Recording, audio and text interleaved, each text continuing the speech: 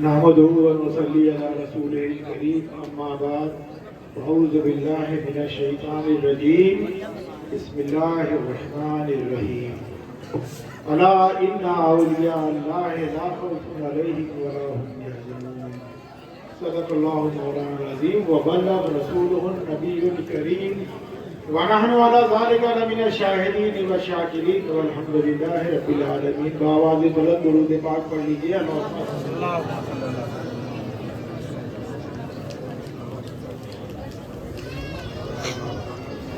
آپ چڑھا دیں گے حضرات میں مختصر تھوڑی دیر کے لیے کھڑا ہو گیا ہوں.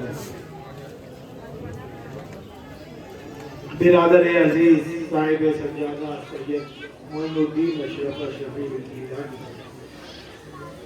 صاحب کے دعوت پر اور ہم کو خود آنا اس محفل میں ہمارا تو فرض ہے. ہمارے اپنے محترم ہمارے چچا جان سید نظام اشرف شفیع الجیلانی رحمۃ اللہ علیہ کا یہ سالانہ فاتحہ ہے اور ہماری خوش قسمتی ہے کہ اس موقع پہ ہم موجود ہیں. بمبئی سے آ گئے.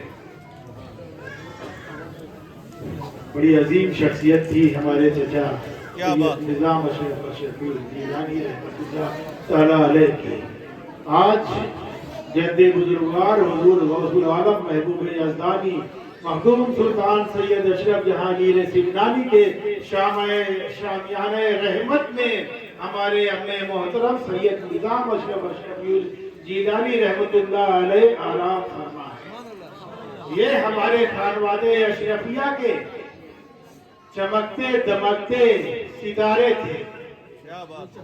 مرد مجاہد تھے.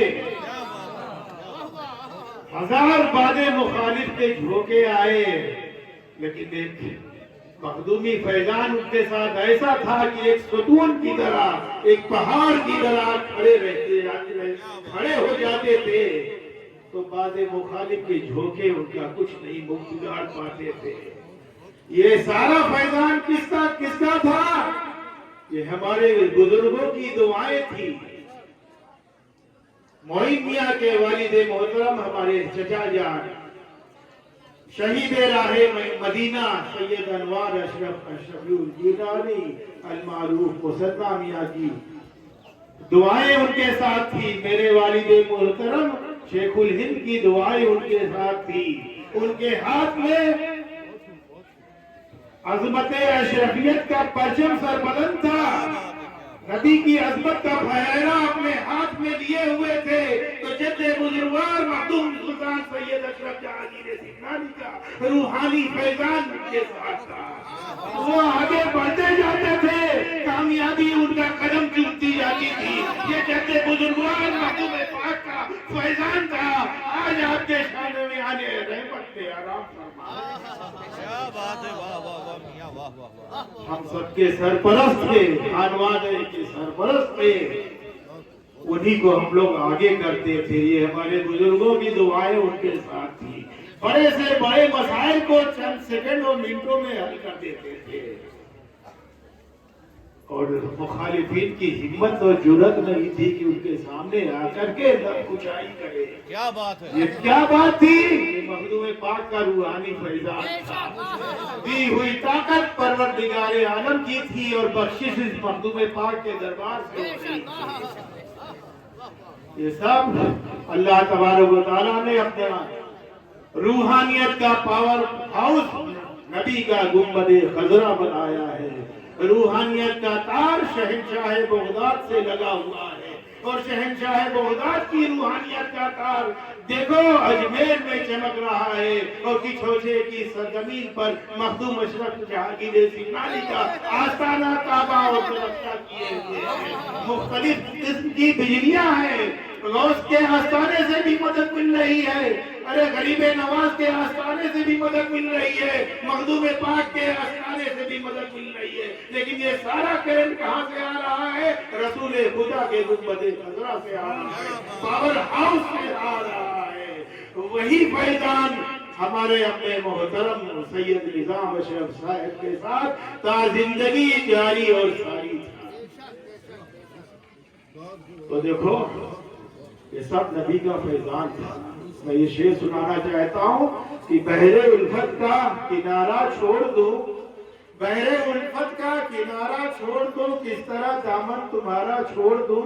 ساری دنیا مخالف ہے آج کل، کیا تمہارا بھی سہارا چھوڑ دو. ارے میں مانتا ہوں، میں مانتا ہوں اے عقل والوں، میرا محمد خدا نہیں ہے.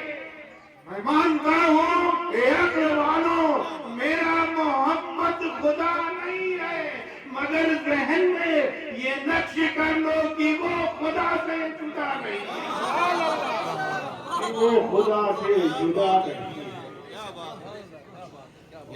غور کر مجھے اپنے چچا سید نظام اشرف اشرفی گیلانی رحمت اللہ تعالیٰ علیہ آج آغوش مخدوم میں آرام فرما ہے، ان کے متعلق یہ شعر یاد آ رہا ہے کہ غور کر اس پر کی ہو جائے حقیقت بے نقاب، غور کر اس پر کی ہو جائے حقیقت بے نقاب. ٹوٹتے دیکھے تو ہوں گے تو نے دریا میں حباب، مرگ بھی دریا کے سینے سے کہیں جاتے نہیں، رہتے دریا میں ہی ہے لیکن نظر آتے نہیں.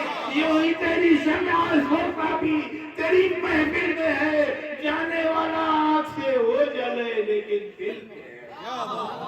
اب سب کے دل میں ان کی محبت ہے. سید نظام اشرفی گیلانی رحمت اللہ علیہ.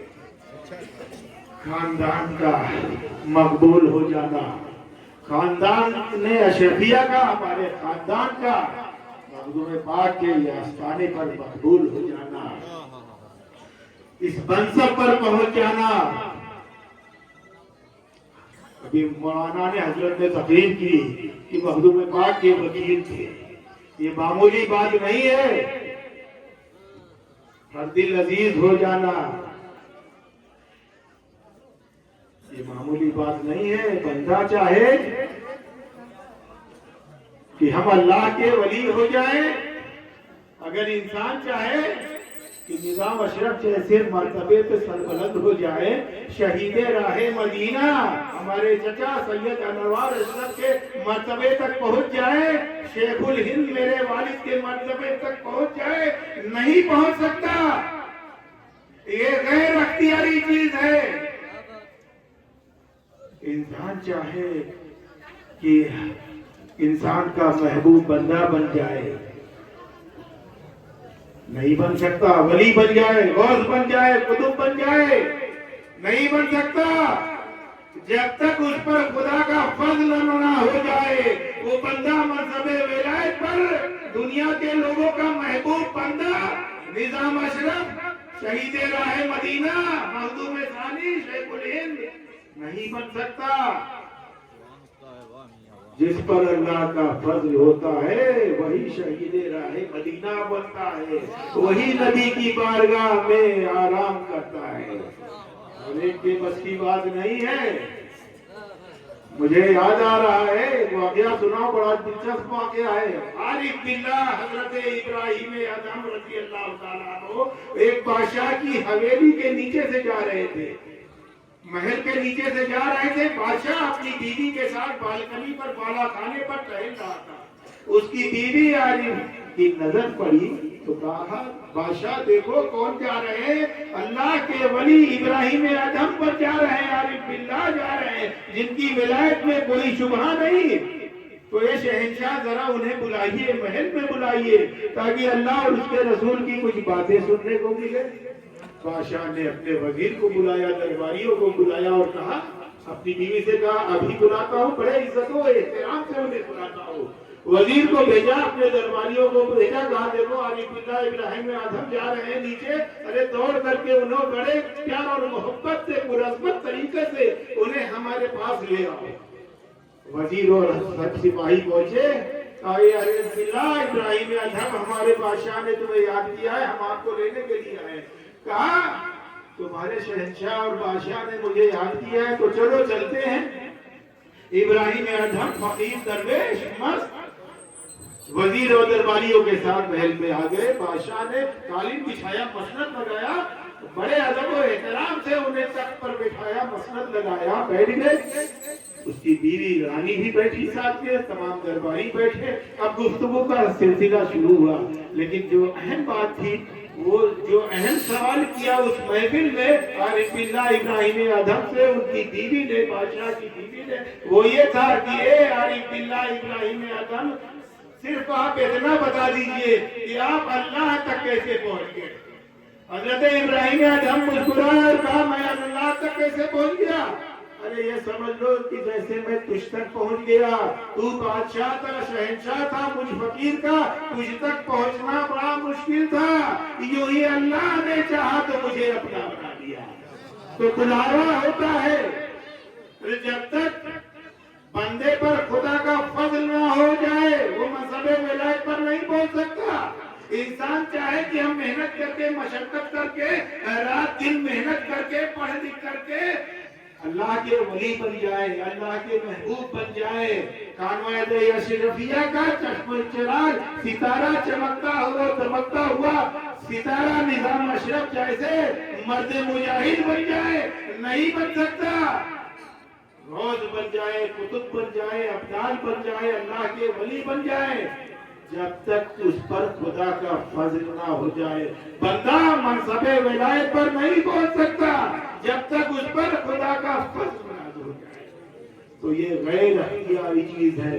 اگر محنت، مشقت اور ولایت محنت کرنے سے ملتی تو دنیا میں محنت کرنے والے بہت ہیں، سبھی ولی ہو جاتے۔ معلوم ہوا یہ انسان کے قسم اور اختیار سے برابر کی چیز ہے۔ جس پر اللہ اپنا فضل فرما دے وہی منصب ولایت سے سرفراز ہوتا ہے۔